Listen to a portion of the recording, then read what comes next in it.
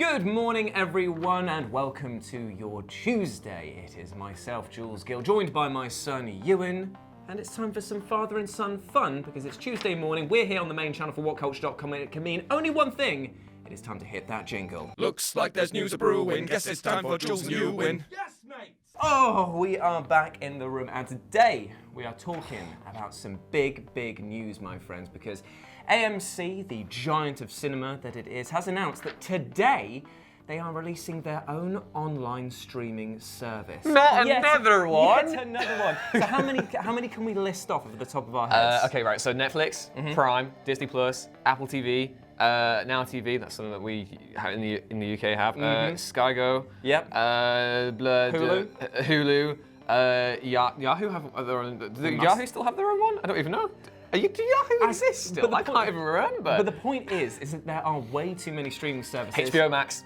There are way too many streaming services, and now we get to add another one to this, although it's slightly different because this is called an online video store. Effectively, it's going to be an online version of Blockbusters that AMC is starting up. Wow, that really successful video chain that is definitely not dead. It was successful, and the thing is that they've had a recent success with a program that's been called their Stubbs A-List program, which nearly 1 million people have signed up to. And what it is, do you remember Stubbs the Zombie, the video game? No, side tangent, but great game. They're basically saying that for $20, you can go and watch 3 movies in their cinema, and it's like every month. It's not actually like a bad deal. It's why nearly 1 million people in the US have signed up for it. But now they've said that they're going to offer this online video platform that's going to offer around 2,000 films to be rented or purchased directly from them. Pretty much straight after their theatrical releases ended in their after it's cinemas. ended, okay. Yes, it's not at the same time, so it's not actually competing with itself.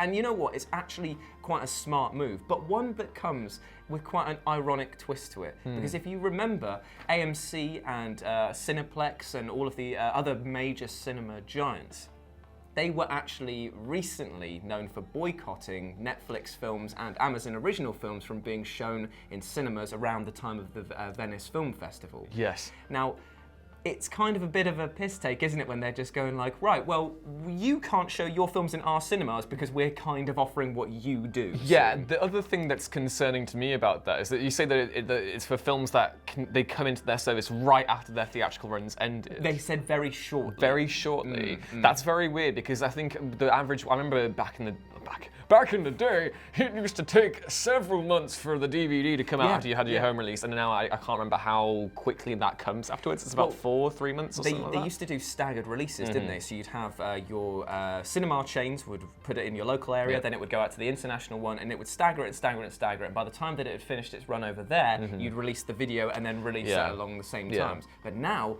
in this day and age, it's kind of like instantaneous launch because with people spoiling it, with DVD rips going up online, with piracy being very rampant for cinema, you kind of have to have your stuff launched the same day worldwide, otherwise people are going to spoil it. That's interesting that they're saying very shortly afterwards, because I could imagine certain retailers will probably feel a little bit anxious about this. Obviously, we in the UK, we pretty much have no dedicated video store now. We had HMV, but I think that's going through, that's always in some sort of permanent state of decline.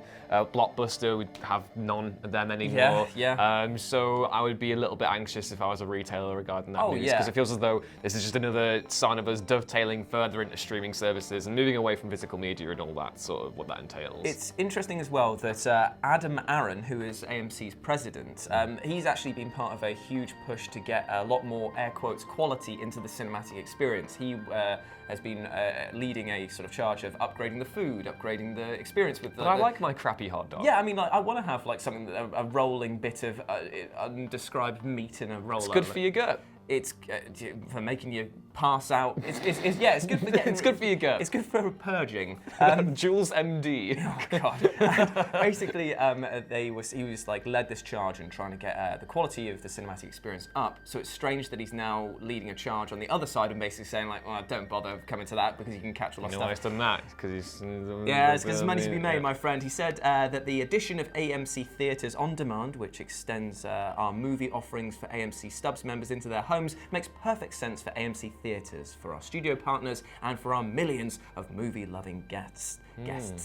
Though the launch of AMC Theatres through the launch of AMC Theatres On Demand, we can reach movie lovers directly and make it easy for them to access films digitally. Well done, you've described what a video platforming service is. But yeah. That's interesting. I mean, every single time I go to the cinema now, I tend to have someone in front of me being an idiot. You've had a really bad every single place where I go and sit down to watch something, a guy offered to fight me in a theatre the other month. So it's like it's just constantly just violence and anxiety over people like not putting their phones away and everything. I it's just, I didn't mean to I mean, start. you know what you get angry. like when you know what you like when you go see Motown the musical, Jules. And I know the music makes you angry. You wanted sweet and salty popcorn, and I feel like that is just a real crime. I just like blending the two halves I together. want to fight you in the. Oh, sorry, this is happening again. It's happening again. It's fine. Anyway, it's let's fine. move We're on fine. from this We're story fine. and move on to something a bit more pleasant. Yes, shall we? Zoë Kravitz is actually going to be playing Catwoman in the new Batman movie, which is amazing because that's a fantastic casting. And for the past few months, we've kind of been getting more and more details trickling out about Matt Reeves' new Batman reboot.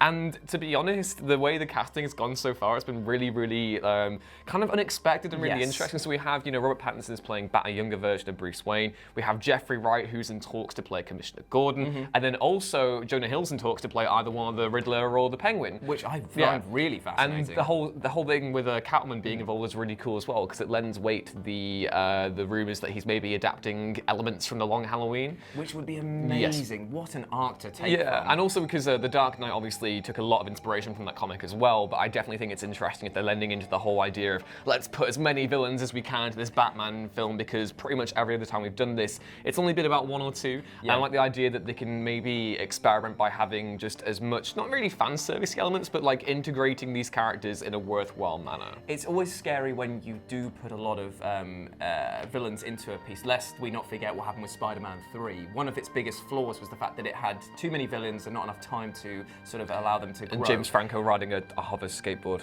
thing. That also was a major... but anyway, the issue is here is that the way that Matt Reeves is playing this, he seems to be casting sort of fringe actors who are going to come in and maybe offer something completely different for the role. So if he does it correctly and maybe does a long focus on Catwoman and maybe has Jonah Hill come at the end to set up a sequel or something like that, then that's absolutely fine. But I'm a bit reticent to see loads of people chucked into that. I think the anxiety isn't without precedent, like you said. Like, we've had Spider-Man 3, The Amazing Spider-Man 2. A lot of these have been Spider-Man. I mean, Batman and Robin had like a bunch of characters as well. So I think it's really interesting here because obviously if you're a comic book fan like I am, you'll know that comics do this all the time. They'll have loads of villains in different arcs and it's never really a point where they feel oversaturated, and that's because you're accustomed to their personalities. If the film can nail the landings of each of these characters and they come in and they're instantly identifiable as Catwoman, Poison Ivy, Riddler, Penguin, whatever, you'll be completely invested because you're so familiar with these characters in the first place. I think that's a great amount of faith he's putting into his ability as a filmmaker and also to what the Batman can accomplish as a film. What I find is sometimes the biggest problem with these sort of superhero films is they introduce villains, but they don't deal with them until the third act. There is nothing wrong with introducing a villain that is just a preliminary test for the hero to get over. Lest we not forget, in one of the strongest points of The Dark Knight, what's the one with the Joker in Dark Knight? I keep getting The Dark Knight. It is just The Dark Knight. I was getting that confused. Obviously, Scarecrow appears to be outdone straight away, and then that means that the Joker coming in afterwards has such a bigger precedent because it's like, oh, the original villain was beaten quickly, therefore this guy's even stronger. Yeah. Also, cool thing about this news is that Kravitz played Catwoman in the Lego Batman movie, aka one of the best movies ever made. So I'm pretty excited. So we technically have a crossover. So there's a connected universe there between the Lego Batman. I would definitely be down for Ray Fiennes coming back to play Alfred in this film as well, because he was so good in that film. I love the sardonic wit of Alfred Pennyworth. Oh yeah. From the mouth of Ray Fiennes. Low key, is Alfred the best consistent actor in all of the Batman films? By Gove, I think he's got it. That was a pun as well, because Michael Gove. That was very funny. That's very funny. So speaking of fun, let's kill the mood a little bit and talk about having a good night's sleep. Oh, I don't get those often anymore ever since the night terrors. Oh, well, that is my fault, partly in jumping into your room with the chainsaw. You want to see my new chainsaw? Yeah. But the thing is that Dr. Sleep is coming out very soon. But you might want to settle in for the long ride. It can't be that long. It can't be that long. It's longer than The Shining. It's been confirmed that Doctor Sleep is longer than The Shining, and AMC Theatres, those big boys themselves, have said that it's been confirmed 152 minutes, making it longer than The Shining, which clocked in at 146. That's 3.5. I can't even remember. I can't do math. That's two and a half hours. Yeah, I can do maths. I got my C. It's still shorter than It Chapter 2. But this is the thing. It Chapter 2 for me flew by. I thought that it was a really entertaining film. It wasn't a perfect film, but it was a very entertaining film.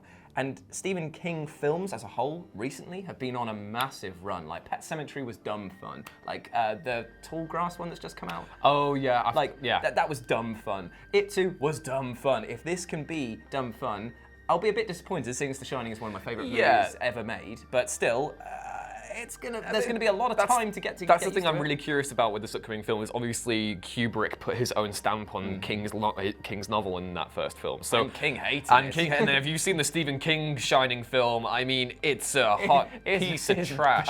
It's so bad. But I'm interested to see where this film kind of straddles the line between two. Because obviously, as you say, King has gone through a bit of a resurgence over the last few years, and you know.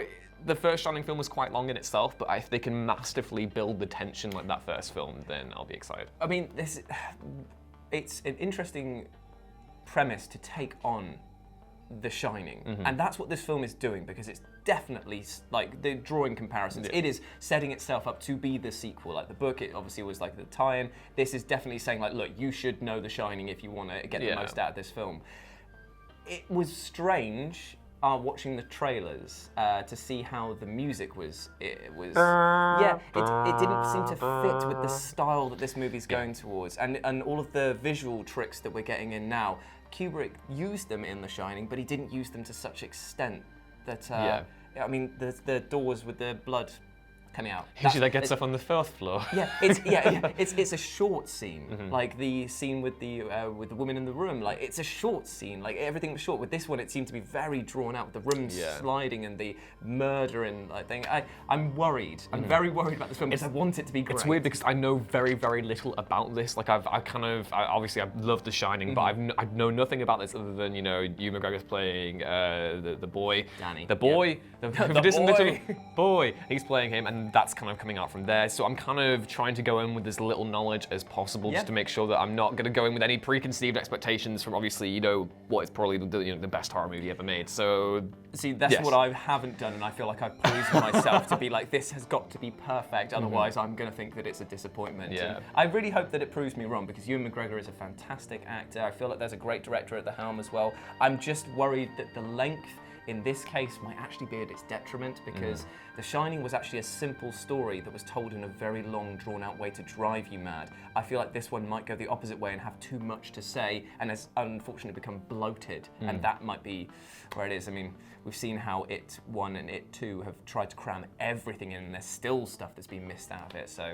fingers crossed. But yes, the Doctor Sleep, is going to be the longest, or one of the longest Stephen King films Go ever made. for a sleep in Doctor Sleep. The director, actually, that even said this, Mike Flanagan said, tweeted out, you might want to go with the small soda.